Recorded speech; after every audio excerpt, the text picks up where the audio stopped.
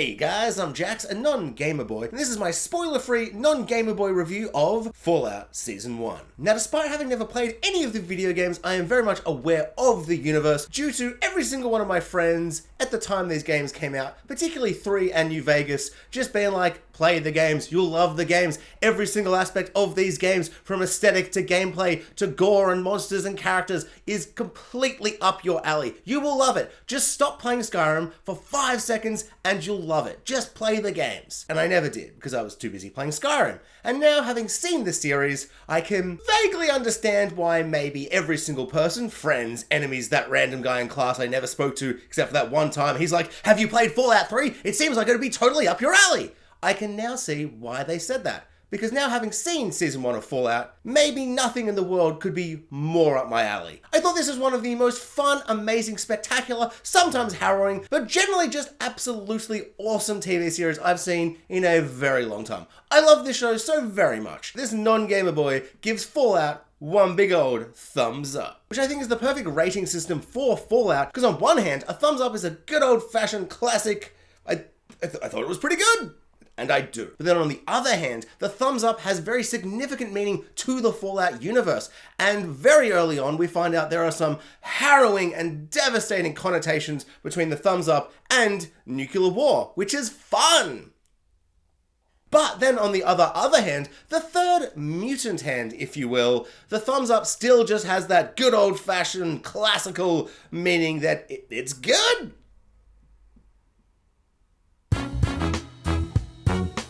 I absolutely loved this series. I found it so easily bingeable. I found all the characters to be spectacular, but I particularly loved the world and the lore and the mythology. There is so much going on in this universe, and one aspect of this series that I did not expect was that there is a huge mystery element to certain corporations and certain elements to do with the vaults, these giant bunkers underground, and there's an entire flashback plot to before the bombs went off, 200 years before the present day stuff, that I found to be very, very interesting. One of the main things that really drew me into this world and this universe was that it has just such an interesting, cool aesthetic for a post-apocalyptic world. We've seen post-apocalyptic worlds so many times, but this one feels fresh, unique, and different. It has a really cool and interesting retro futuristic aesthetic on top of the post-apocalyptic vibes. Just imagine a world in which there are robots everywhere, but it's also the 60s or something. And it balances this really interesting tone that I think could absolutely fall flat. And that is that at times it is harrowing and devastating, and it is that kind of awful, bleak, dour, post-apocalyptic world in the vein of, say, The Road, where every single time you meet anybody on the surface of this world, they might be a cannibal and they might want to eat you. And that sucks. But it also does that aesthetic in a really cool and interesting way, where at times it feels like Mad Max Fury Road, where despite it being this harrowing, awful, future dystopian nightmare, it still looks visually spectacular, and it has this really cool orange western glow and aesthetic and vibe. But then on the other hand, at times it is fun and goofy and insane, and it's vibrant with full of crazy wild colors. For instance, at one point, some of our characters fight a giant mutant toad fish tadpole situation thingy, and it's giant and it's bright pink, and all of its teeth in its mouth are fingers. There's like little fingers in its mouth, and it's all like blah, blah, blah. It's glorious and truly terrifying, but fun. It's super fun and cool, and there's this guy in this giant Warhammer 40k suit fighting this big giant tadpole fish fingers for teeth monster, and it's glorious dumb fun, and it's goofy and it's wild and it's vibrant and colorful. But then 5 minutes later, someone will be like walking across a bridge, and they'll be like, you stop there, everyone just walk slowly, hands up, don't you shoot me and I won't shoot you. And it's just this tense, enthralling, captivating, horrifying moment as just two people just walk across a bridge, and you're like, who's evil? Are they cannibals? Spoilers, they're cannibals. And the way it balances this tone, where even just the way it shows its gore, sometimes the gore is really intense and horrifying, and then other times the gore is so over the top and goofy and wild, but it never feels out of place. Like, it doesn't feel like this show is trying to be two different shows and they're fighting against each other and it doesn't blend and gel. It totally works. This entire universe feels so lived in, it feels so real, and it is so beautifully brought to life. I don't know how it does it, but it does it so seamlessly, and it does it so effortlessly. Like, it feels like this show isn't trying too hard to do either of them. It just kind of knows when it needs to be one or needs to be the other, and it just does it effortlessly, which makes it such a joy to watch. And at the other times, absolutely harrowing, and it's fun and interesting, but sad. You're like, that's sad. But also the giant fish tadpole finger teeth monster. Honestly, I can't really get over that. So we are introduced to the Fallout universe via 3 main characters. We have a vault dweller, a zombie cowboy bounty hunter, and a guy who dresses up in Warhammer 40k cosplay. That sounds like I'm mocking it. I'm not. I thought it was utterly delightful. And so our lead is Lucy, who is a vault dweller. The vaults in this universe are these kind of vault, bunker, underground situations, and they live in small communities, and they are self-sufficient, and they are essentially, what's the word? It's on the tip of my tongue. That's right. They're cults. These people who live in the vaults and don't interact and don't go up to the surface, they're cults. And so Lucy has lived in the vault her entire life, and she's never left the vault before, and she lives in this kind of naive, optimistic, peace-loving cult. So her plot is essentially having to leave the vault, and so she goes through a bit of a fish out of water situation and has to go and find her father. But maybe along the way, she has to find herself. It's essentially every fish out of water situation you've ever seen, and also every you were in a cult, in a bunker, in an isolated little kind of, little world of your own, and then you're opened up into the real world, and you go, wow, the real world is so cool, and colorful, and wild. Oh no, also the real world sucks. Just imagine if Barbie, Poor Things, Unbreakable Kimmy Schmidt all had a baby with The Road. That's essentially her plot, and it is so good. She carries the series, she goes on a really interesting arc, and I kind of feel like you almost know where it's going in terms of how she progresses and how she deals with the surface world and coming to terms with this brutal, intense world and having to kind of overcome it, and maybe she has to become a little bit more brutal as she goes on. But she does such a good job at bringing this beautifully optimistic, naive ability to the character. But then when shit gets real, she totally nails it. There is moments of just truly brutal intensity from her character, but she never loses that spark of optimism that makes her who she is. And I just thought she was a really great character, and she goes on some really interesting journeys. The way they pair her off with all the other leads for a couple of episodes here and there, I thought was really, really cool. And then when it comes to the end of the story, when she finishes her main objective, if you will, I found it to be deeply satisfying. She was a standout. The next standout is our other main character, who's the main antagonist of the series, a zombie, ghoul, mutant, cowboy, bounty hunter. I don't know what you're thinking. That's a lot of words to describe a thing. Is it as cool as that sounds? No.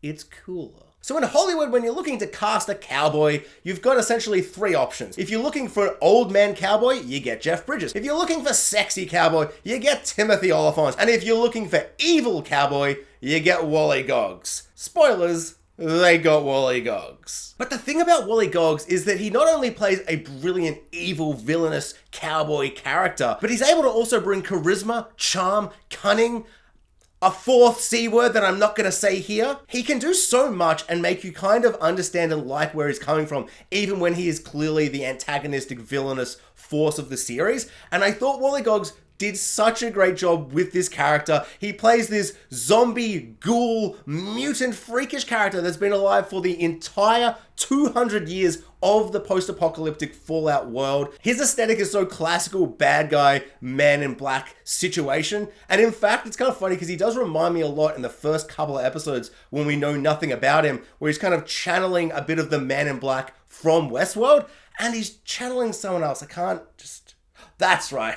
He's channeling every single evil cowboy in any TV show or movie ever, which is a good thing. It's a good thing because he's channeling them, and at first glance he seems a little bit one-dimensional, but then as the series progresses and we learn more and more about him, he becomes the most interesting, the most fleshed out character, and I found him to be easily the most compelling. Also, he's rocking a good old-fashioned no-nose, and not like a Voldemort no-nose, it's like a full-on Vecna no-nose situation. Like, there's just this horrible gaping hole in his face, and you'd think that would be distracting, and at times you'd look at it and be like, oh, the visual effects there aren't working. It kind of feels like there's something going on, but never. It looks so good. I am so impressed by the visual effects for not just him, his aesthetic, and the CGI-less nose, but the visual effects for the entire series are spectacular. There is only one visual effect in the entire series that I thought didn't work, but I think that's just because of the uncanny valley, and it's this kind of Cyclops man. It made me feel uncomfortable. It doesn't even look terrible. It looks pretty good. It is just such a beautiful show because there are so many incredible visual effects and monsters and sets and designs and all these things, but it all feels so real because so much of it is real.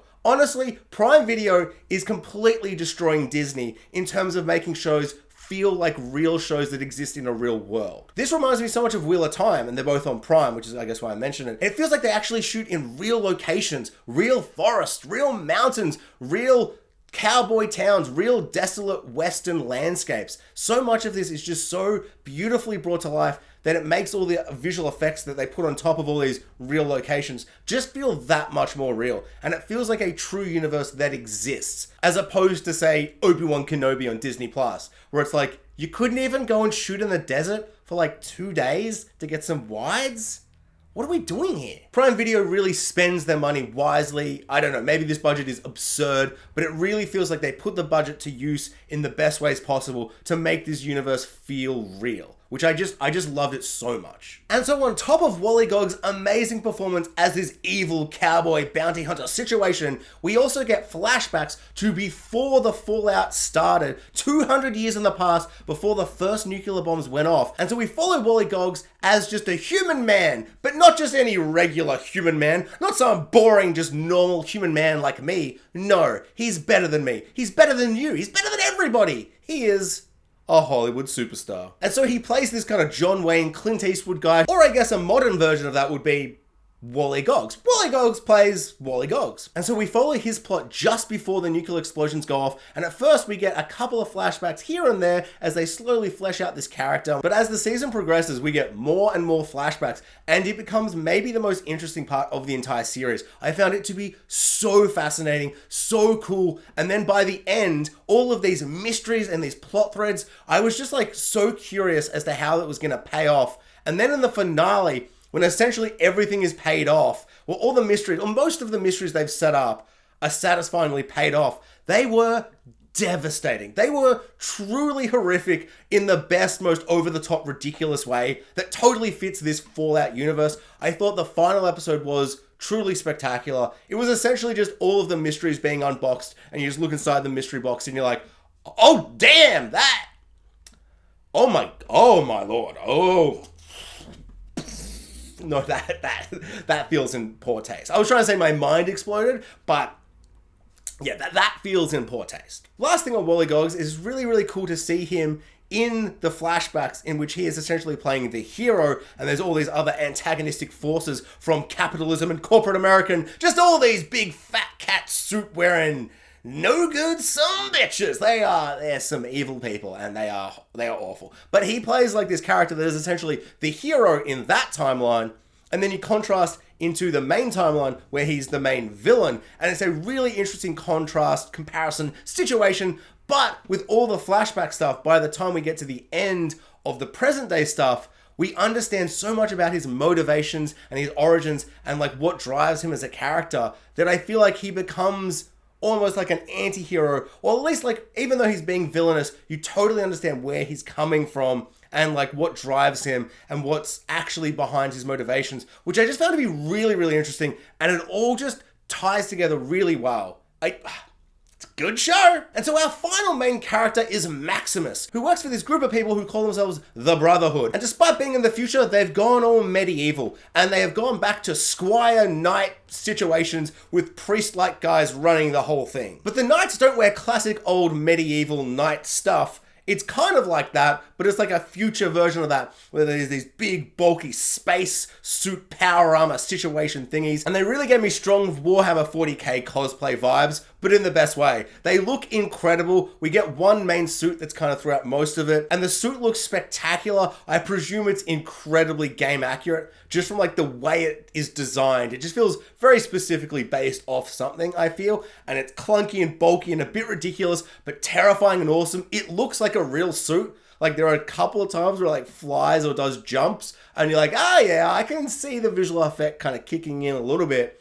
But for the most part, it feels incredibly real. So whatever combination of practical and visual effects they've done to bring it to life, spectacular. But also, it kind of looks goofy AF. It kind of gives me strong Doctor Who vibes, where it's just this big, clanky, clunky situation that looks a bit goofy and dumb. But in the best way possible. I love Doctor Who. That's like a compliment, mostly. And so Maximus works for the Brotherhood, who may or may not be the villains. Well, one of the villains. There's a lot of villains. But generally speaking, he seems like he's a bit of a good guy, but maybe he's not. It's really interesting how his story plays, where he's kind of presented as a hero amongst a bunch of potentially villainous people, but also there are moments where you're like, I don't know where this character is going to go, which way he's going to fall on the hero-villain kind of spectrum. And essentially, like everybody, he's got a big main objective where he's got to go get a MacGuffin, but also he's essentially doing a Knight's Tale, in which he's a squire and he's not allowed to be a knight yet the knight he's traveling with, the guy in the big suit, dies, and so he steals the suit of armor